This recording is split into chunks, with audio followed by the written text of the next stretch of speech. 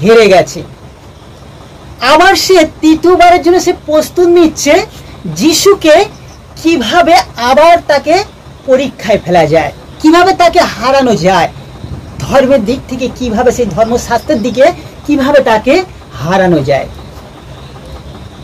আর শয়তান সে চিন্তা করছে, আর সঙ্গে সঙ্গে চিন্তা করতে করতে সে একটা ভালো বুদ্ধি মনে পড়ে গেল তার। আর তখন সে তৃতীয়বারের জন্য যিশুকে নিয়ে গেল কোথায় না জেরুসালেম, একটা ধর্মধাম মন্দিরের উপরে, চূড়া উঁচুতে, যাকে বলতে পারি আমরা ছাদে। আর সে উঁচুতে তাকে নিয়ে গেছে যিশুকে। আর আমরা যদি একটু পিছনের দিকে তাকাই, আমাদের মধ্যে একটা চিন্তাধারা হতেই পারে, প্রথম পরীক্ষা করেছে, যিশু তো বুঝতে পেরেছে কেন তিনি আবার তৃতীয়বারের জন্য আবার পরীক্ষায় এসে শয়তানের গেলেন, পরীক্ষার জন্য কেন শয়তানের কাছে আবার গেলেন।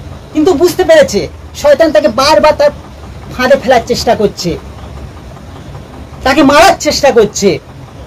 কেন তিনি আবার সেই তৃতীয়বারের জন্য সেই শয়তানের সাথে সেই ধর্মধাম মন্দিরের উপরে কেন গেল পরীক্ষার জন্য তৃতীয়বার? সত্যি আমাদের চিন্তা করারই কথা। কিন্তু এরও একটা কারণ ছিল, কারণ ঈশ্বরেরও একটা পরিকল্পনা ছিল। সেই ঈশ্বরের পুত্র যখন পবিত্র আত্মার শক্তি সে যখন পেয়েছে, আর ঈশ্বর চাইছে সে কত শক্তি সে ধারণ করতে পারছে, সেটা দেখছে যে শয়তানকে তাকে জয়ী হতে হবে, শয়তানের কাছ থেকে তাকে জয়ী হতে হবে। আর ঈশ্বরের একটা পরিকল্পনা ছিল। আর তদ্রূপ যিশুও দেখছে শয়তান আমাকে কি করতে পারে, আমিও দেখব, শয়তান কি করতে পারে আমিও দেখব। তাই তিনি দেখলেন, প্রথমবার দেখলেন, দ্বিতীয়বার দেখলেন, তৃতীয়বারের জন্য আবার দেখতে চাইছে সে কি করে আর কি করে আমার সাথে। আর শয়তান সঙ্গে সঙ্গে বুদ্ধি যুক্তি সে ফন্দি সে এঁটে ফেলে, কারণ তার মাথায় সঙ্গে সঙ্গে বুদ্ধি নিয়ে চলে আসে।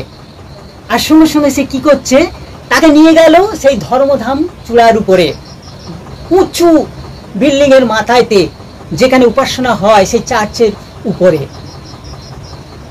আর সেখান থেকে সে দেখিয়ে বলল কি, আজকে আমরা এখানে দেখি কি বলছে।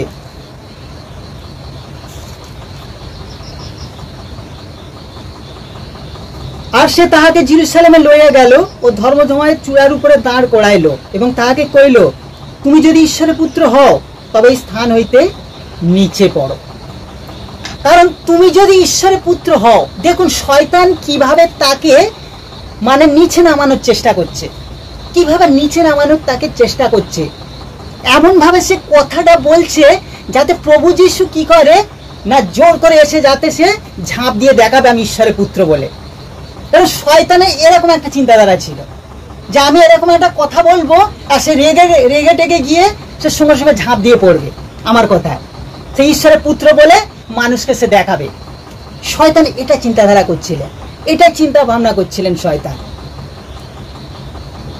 আজকে শয়তানের চিন্তাধারা কি, সে এমন একটা স্থানে নিয়ে গেছে, আর জেরুসালেম মন্দিরের নিচেতে মানুষ অনেক চলাফেরা করছে, সেখানে অনেক মানুষ চলাফেরা করছে, কারণ সেই জায়গাটা ছিল একটা ব্যবসার কেন্দ্র, আশেপাশে সেখানে লোক চলাচল বেশি ছিল, একটা শহরের মতন একটা ছিল সেখানে।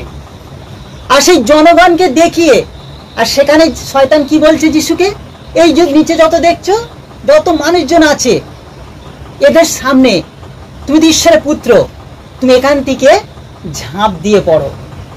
না তুমি তো ঈশ্বরের পুত্র, তারা কি করে জানবে? শয়তান দেখুন কিভাবে তার চিন্তাধারা, তুমি তো ঈশ্বরের পুত্র, তারা কি করে জানবে যে তুমি ঈশ্বরের পুত্র বলে? নমুনা তো চায় তারা। আর তাই শয়তান বলল, তুমি তো ঈশ্বরের পুত্র, তাহলে এখান থেকে ঝাঁপ দিয়ে পড়ো।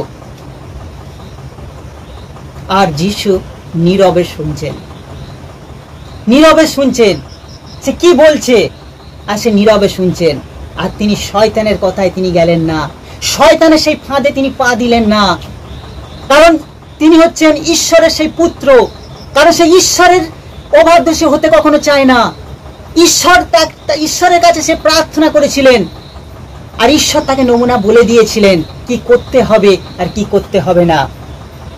আর তাই তিনি শয়তানের কোনো প্রলোভনে তিনি পা দিলেন না। আর আজকের এখানে আমরা দেখি যিশু সেই শয়তানের কথায় তিনি কি বলছেন। সঙ্গে সঙ্গে উত্তরে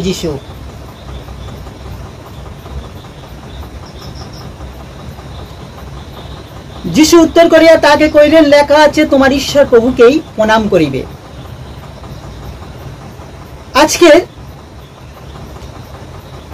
9 পদে বলছে কি, সে তাহাকে জেরুজালেমে লইয়া গেল, ধর্মধামের চূড়ার উপরে দাঁড় করাইল এবং তাহাকে কইল, তুমি যদি ঈশ্বরের পুত্র হও তবে স্থান হইতে নিচে পড়ো, কেননা লেখা আছে, তিনি আপন দূতগণকে তোমার বিষয়ে আজ্ঞা দিবেন। দেখুন, শয়তান সেও ধর্মর বেশি জানে, সে ধর্ম কম জানে না। সেও অনেক ধর্মের শাস্ত্রের থেকে অনেক কিছু সে জানে, শাস্ত্র থেকে। আর যিশুও অনেক জানে। আর আজকের এই ধর্মশাস্ত্র থেকে লড়াই চলছে, শয়তান আর যিশুর মধ্যে একটা লড়াই চলছে। আর যে বেশি ধর্মশাস্ত্র যে বেশি জানবে আর সে জীবন পাবে।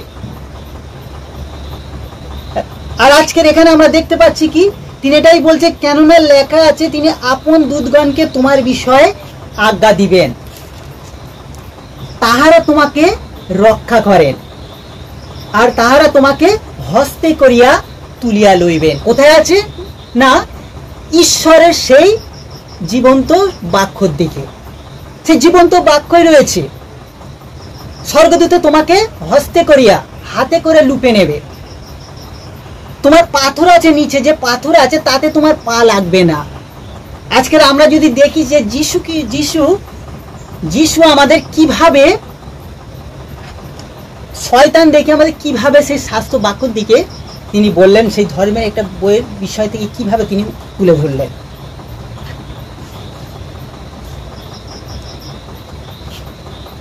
লুক তার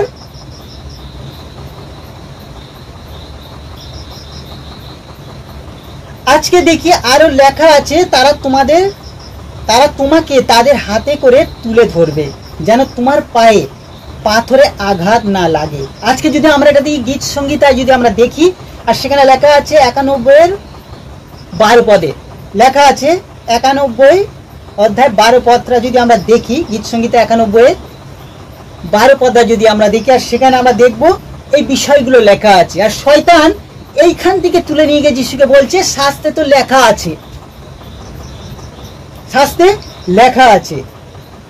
আর এর উত্তরে যিশু কি বললেন, শাস্ত্রে একথা বলা হয়েছে, তুমি তোমার প্রভু ঈশ্বরের পরীক্ষা করো না।